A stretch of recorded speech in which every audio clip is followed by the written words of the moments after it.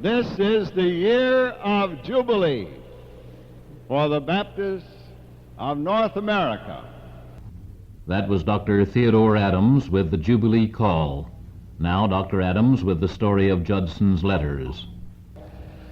Just a few short months ago, Jesse Fletcher, the Secretary for Missionary Personnel of the Foreign Mission Board of the Southern Convention, was digging through the old files in the board headquarters, doing some research for a paper he was planning to write. One of the girls in charge of the file said, "Dr. Fletcher, if you're really interested in something old, why don't you take a look at this old stuff?" And he did. And to his amazement, he found a packet of letters from Adoniram Judson to Luther Rice. 5 letters that had been thought lost in a shipwreck.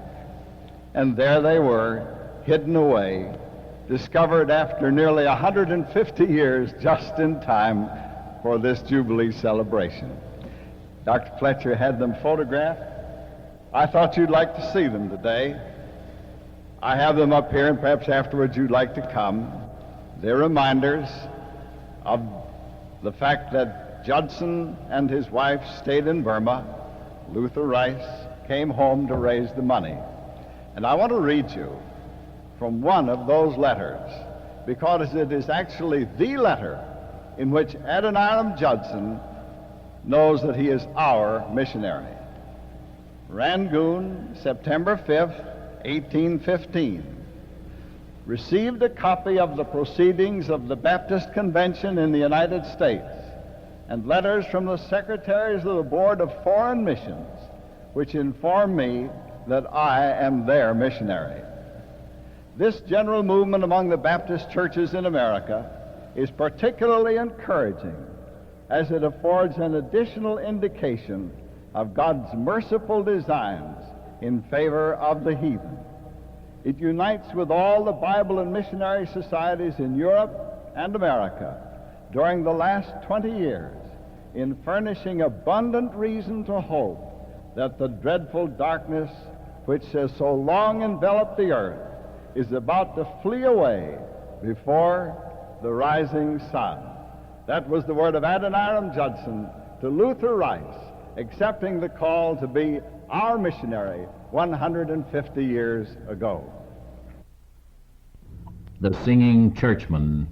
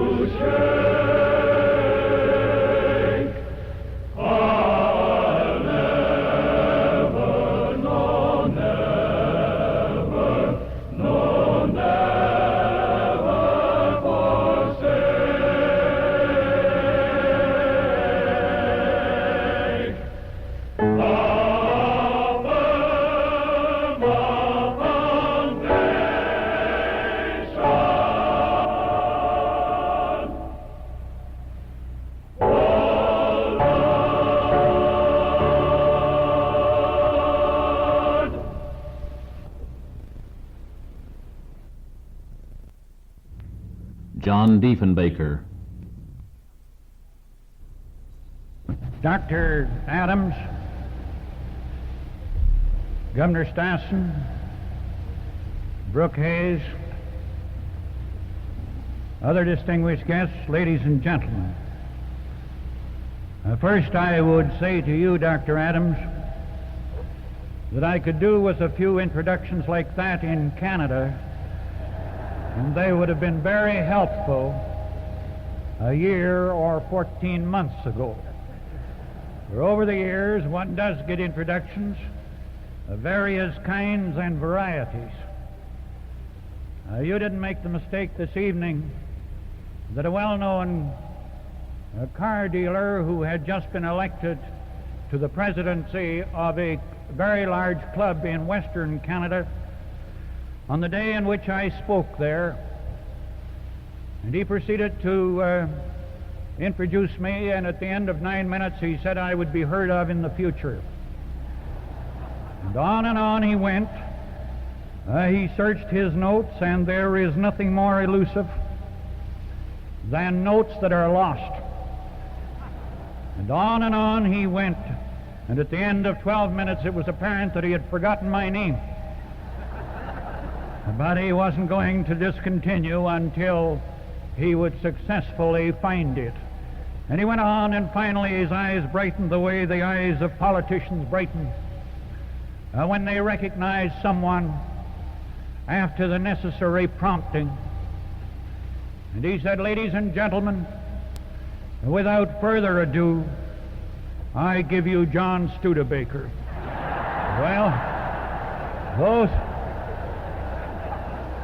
you made no such mistake this evening, but it's one of those introductions that I'll always remember and recall with deep pleasure. And you've honored me and Canada by asking me to speak on this inspiring and moving occasion. The numbers present, the inspiration, means a rededication of our faith. The theme that has been chosen, so appropriate to the challenge of our time, for liberty and light. A theme that instantly commands and mobilizes our thinking and gives to us the quickness of spirit that we need. And I come to you tonight knowing that many of you could do immeasurably better in the privilege that has been accorded to me. My message will not be a profound one of a theologian or of a religious philosopher. It will simply be the viewpoint of a politician of the Baptist faith in public life, one who believes with those who are in public life who are on this platform, and I've already mentioned their names, who believe that public life is a trust, enabling its servants to translate the teachings of Christ, the benefits of science, the discoveries of economics and sociology into the practical application for the benefit of the people one serves. And we in Canada, as a denomination, have, out of a population of some 20 million, 600,000 of the Baptist faith. Of our 14 prime ministers, 2 have been Baptists, not on the same side. One was the son of a Baptist clergyman. 3 have been leaders of Her Majesty's loyal opposition, in no case the choice of those who received that position. In other fields of politics, we've had a great many who have served our country as they serve your country. And here in this inspiring meeting, there is given public evidence of the unswerving faith in the belief of spiritual values, in the rededication of the basic principles of our faith, the encouragement of fellowship, an opportunity to express the heartfelt thanks of all of us to the missionaries and their families who have served in all parts of the world, and above all, to encourage them and us to bring liberty and the light of truth not only to our own countries, but to all mankind. The numbers here inspire. I've had that same sense of feeling as I visited various parts of the world and seen the results of Baptist missionary effort to join in the services of missionary churches of our church family in India and Ceylon and Malaya and Japan and Jamaica and the Holy Land, seeing something of what has been done by those that serve in these foreign fields. Indeed, my mind goes back this evening to the pioneer days in Western Canada, when living more than a dozen miles from the nearest village, the Baptist missionaries used to visit my parents' home and hold services in our neighborhood. And from the earliest days in Canada, the missionaries have taken a proud part. In the days of the French regime, the Christian religion was carried to the uttermost portions of our country. In 1752, the first Baptists came to Canada in the person of German immigrants to what is now Halifax. Later on, we received help from the Baptists of the 13 colonies. Churches were established at Wolfville, Nova Scotia, and Sackville, New Brunswick, both by clergymen, missionaries from Massachusetts. And after the Revolutionary War, the American Baptists in Vermont and New York and Massachusetts sent their missionaries into Canadian pioneer settlements. We abolished slavery in 1792 in what was then the Canada of that day. And among our earliest congregations were Negro churches. Then came the period that we're celebrating on this occasion, the year 1814. In that year, when the General Missionary Convention for Foreign Missions was established, we were not sending missionaries to one another. We were burning down Washington, and you were burning down York, the capital of English Canada at that time.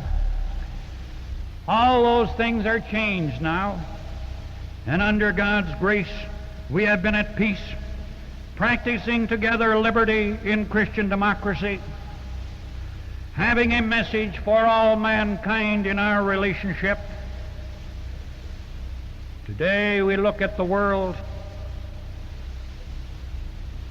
Things are tumultuous and violent, hate and greed and want.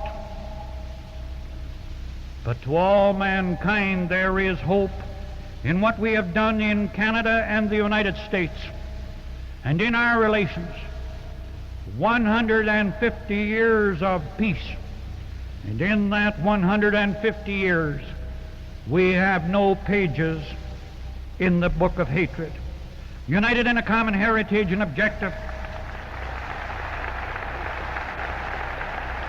sharing the same principles of liberty, freedom, and brotherhood, believing that nations can only be great in their religious faith. Together, while our constitutional differences separate us, we have achieved freedom as joint heirs of British freedom. Your shrines are our shrines. Our shrines are your shrines. Westminster Hall, Runnymede, Independence Hall, Mount Vernon. We are together in the things of the Spirit. Our parliamentary institutions and the common law applied in different ways are our common heritage. Magna Carta and the Bill of Rights are joint inheritance. The Declaration of Independence and the first 10 amendments, the embodiment of the principles that you and I accept.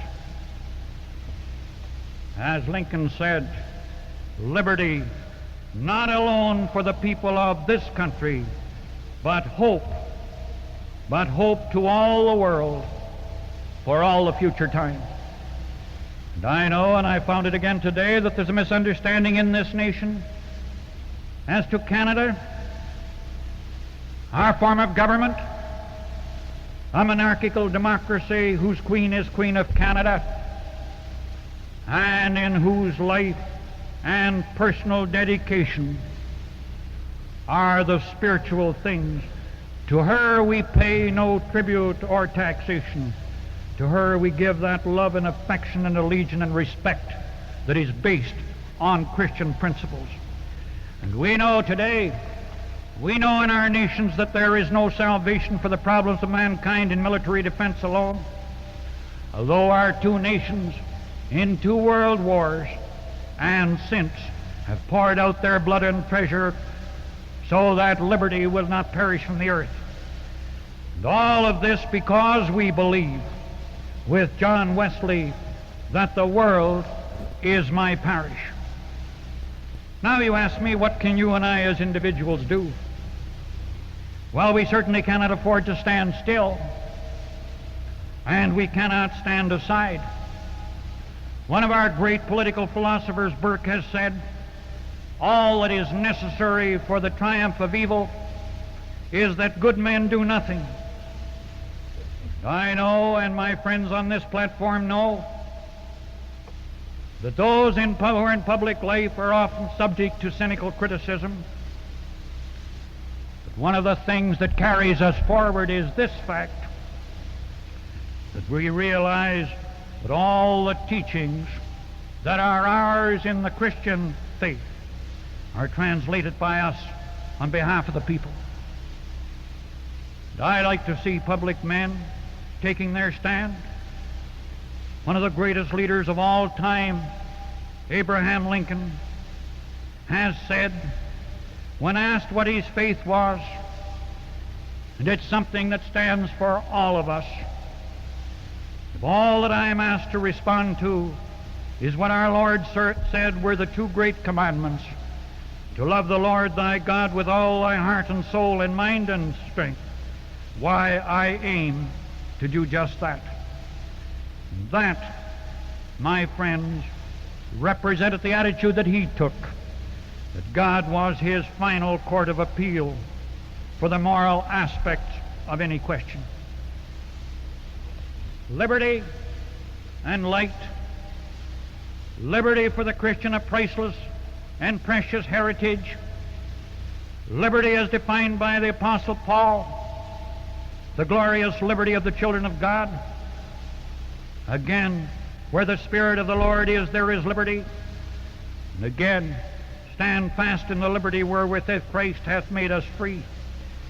In other words, those are the foundation principles upon which we as nations build.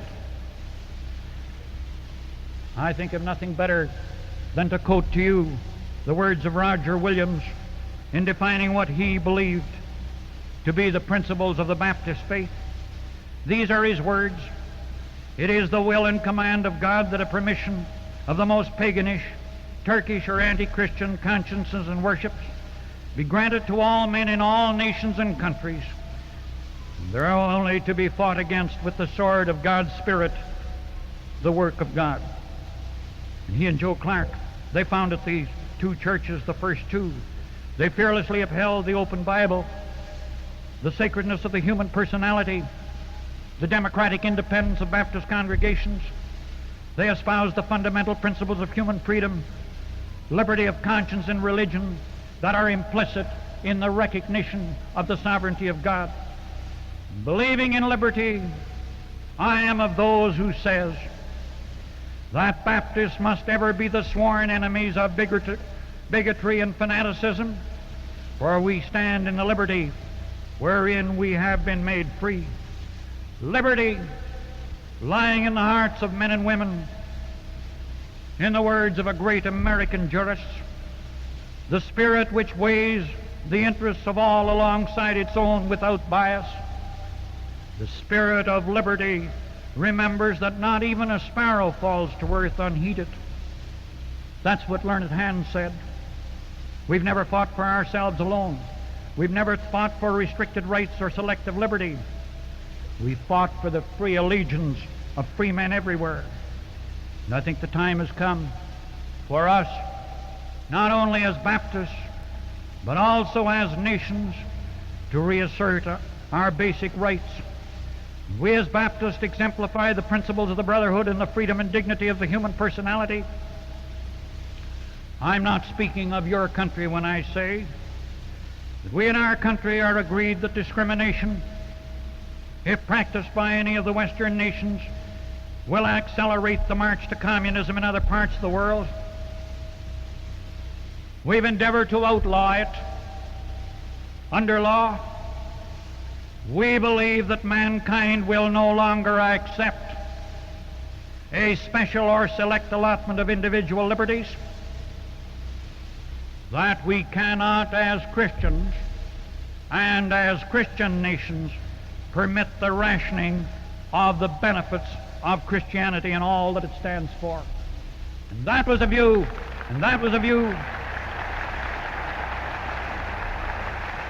that I expressed before the Prime Minister's Conference in the City of London in 1961. Our Commonwealth, of which Canada is an independent member and an autonomous member, took the stand that discrimination as a policy was not consistent with membership in the Commonwealth of British Nations. And one of the leading nations within the Commonwealth was South Africa. It had decided to become a republic and then applied for readmission to the Commonwealth. Its policy of apartheid was, we felt in Canada, a denial of brotherhood. Strong criticism came from other prime ministers. And finally, South Africa decided that under those circumstances, it would not ask to be a member and be readmitted to the Commonwealth. I believe, my friends, with all my heart and soul, that you and I have a problem. That problem, the equality of all men. That problem that we must solve in accordance with Christian principles if we are to preserve peoples in all parts of the world from the onrush of communism, which accepts that as a principle.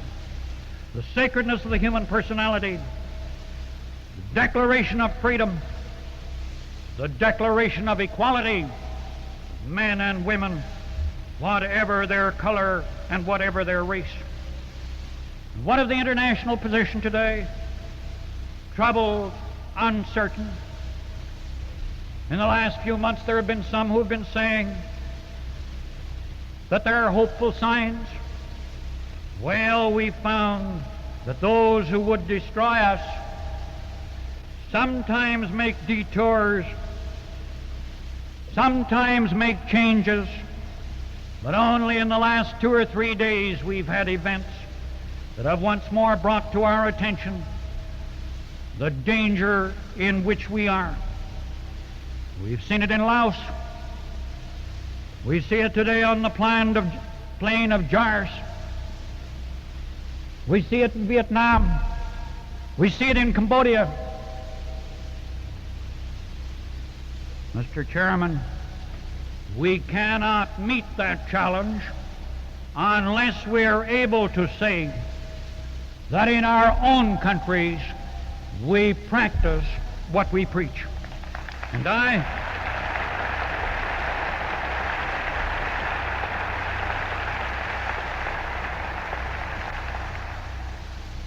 while I believe that the Western nations must not be misled into apathy, they must remain flexible in their policies. flexible in their declarations, flexible in not following declarations of a few years ago, which in the light of events are no longer applicable. Practice the things in which we believe. Then, having given a spiritual lead, we must meet the material needs of the teeming hundreds of millions in Asia and Africa and South America, whose ageless lot has been poverty. It's in poverty and ignorance and want that you have the seed beds of materialism. And I believe with all my heart that liberty and light cannot be achieved so long as 2/3 of the world population has 1/5 only of the world income, and that percentage widening. We as Christians cannot pass on the other side when want and poverty and starvation exist. I know there were some who criticized very strongly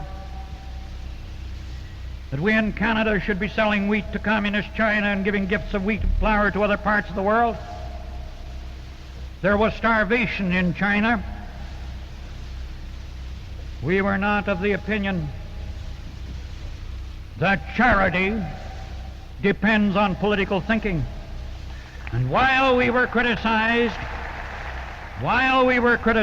in taking that stand, I think it can be said today that the cleavages between the U.S.A. and Communist China were accentuated when Canada, at a time of China's need, supplied food, and the U.S.A. could not or would not. In that connection, and I would like to have gone into that somewhat more carefully, I'd like to see set up an international body to channel the contributions of food and technical assistance. No country in the history of mankind has done more than the United States to help to raise standards everywhere in the world. And we, as your nearest neighbor and the nearest neighbor of the USSR, know when we tell you that we know of what we speak. Much remains to be done. The missionary work has been tremendous. The education, the medical assistance, all these things are represented here tonight as you honor the memory of the foundation of the missionary effort, as you honor Adoniram Judson and all those who have followed in his train. It's a tremendous gathering, this. I believe it'll do much to renew a sense of rededication. It'll raise the hopes of our people, their aspirations, and give them new horizons. The world needs as never before the acceptance of the Christian principles of love and compassion, and dignity and faith and humility and understanding and sympathy.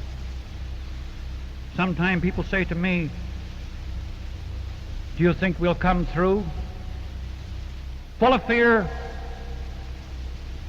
we as a denomination, all Christians, have an answer.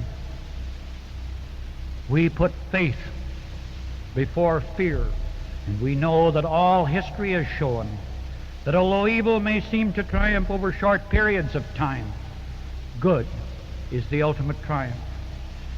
And we and our two peoples need a renewed sense of a realization that except the Lord build a house, they labor in vain that build it.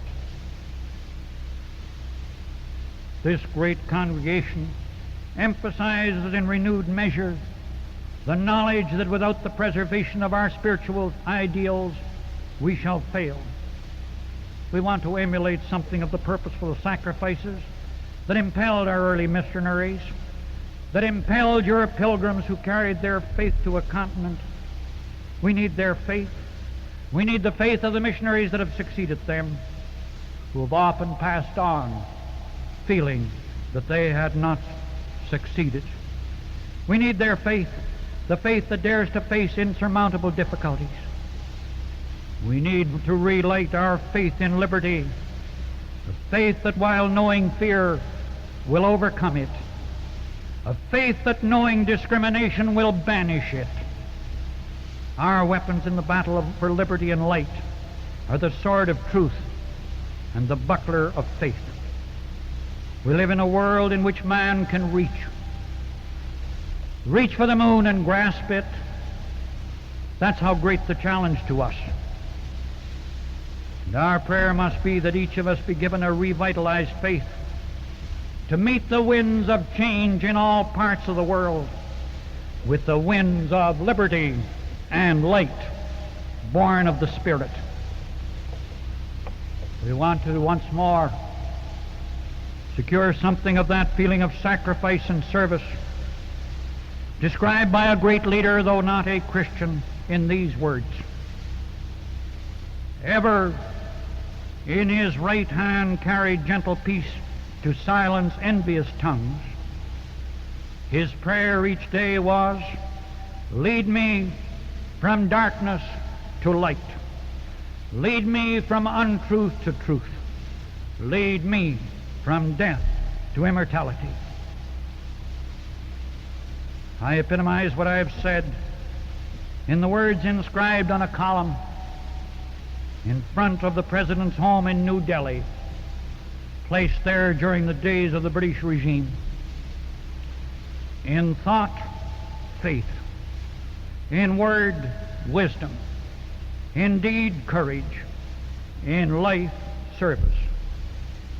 So may our nations be great, and so may this great congregation of Baptists from all parts of the United States and from Canada too join together to do just that, to lead from darkness to light.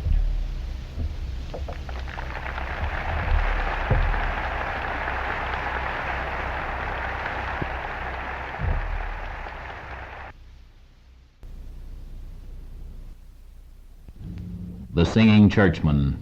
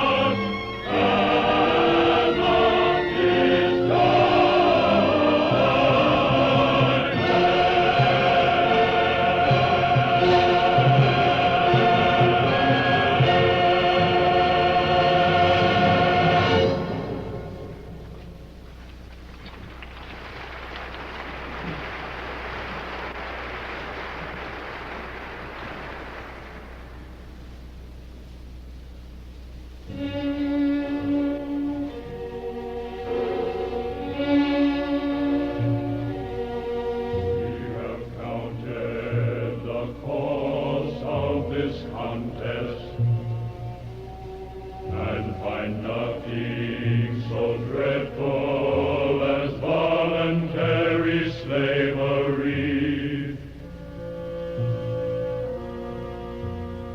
On oath, justice,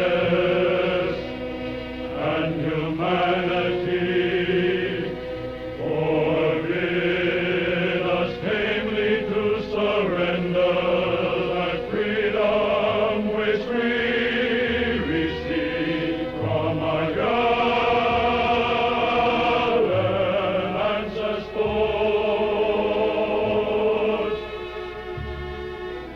and which our innocent posterity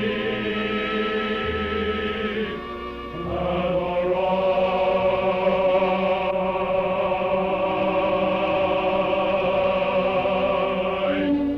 to receive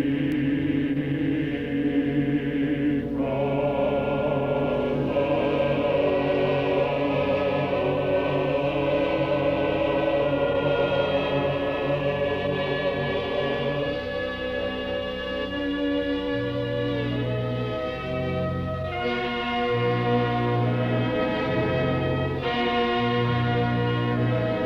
We cannot endure the infamy and guilt of resigning succeeding generations to that wretchedness which inevitably awaits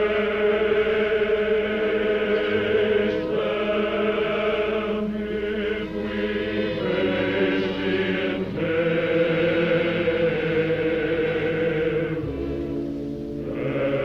hereditary bondage upon them.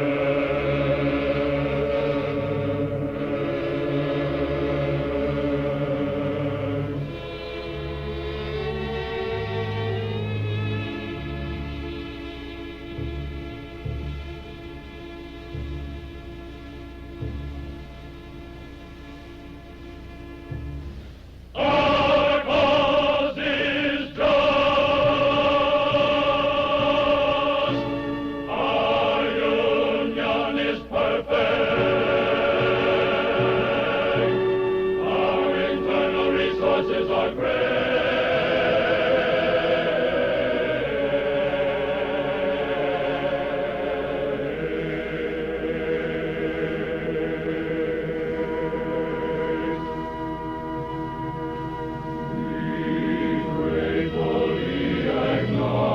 acknowledge as signal instances of the divine faithfulness,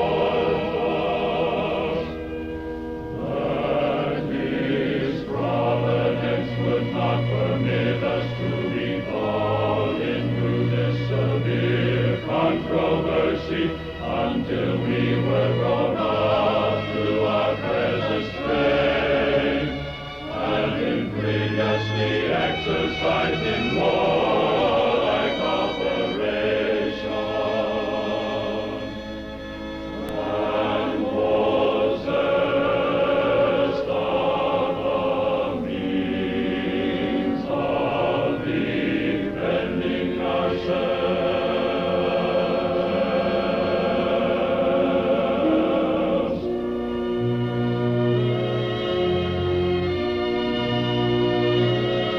With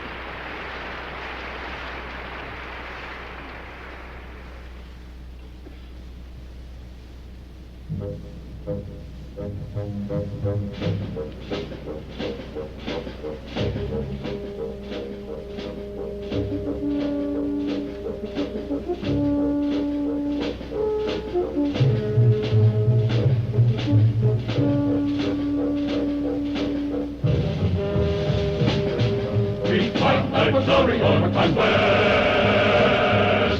we exhibit to mankind the remarkable spectacle of a people attacked by our enemies without any imputation or even suspicion of offense.